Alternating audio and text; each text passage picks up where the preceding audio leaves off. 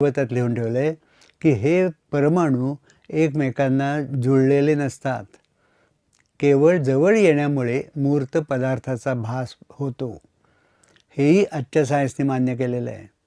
कारण एक प्रोटॉन आणि त्याच्या भोवती फिरणारा इलेक्ट्रॉन याच्यामध्ये खूप अंतर असतं. म्हणजे प्रोटॉनच्या डायमीटरच्या 40 सहस्रपट अंतर असतं असं सायन्स म्हणतं. इतकं विरळ आहे सगळं. म्हणजेच एकमेकाला जोडलेले नसतात. प्रोटॉन हा इलेक्ट्रॉनला चिकटलेला नसतो. इलेक्ट्रॉन हा सुद्धा प्रोटॉनला चिकटलेला नसतो. हेच विधान भागवताने केलं आहे 3600 वर्षापूर्वी, थोडं थोडकं नाही. आणि तरीसुद्धा इतकं अंतरमध्ये असं असूनसुद्धा काय सॉलिड पदार्थ आहे असं म्हणतो. काय घट्ट पदार्थ आहे. लोखंड अगदी सॉलिड आहे, पोलाद अगदी सॉलिड आहे.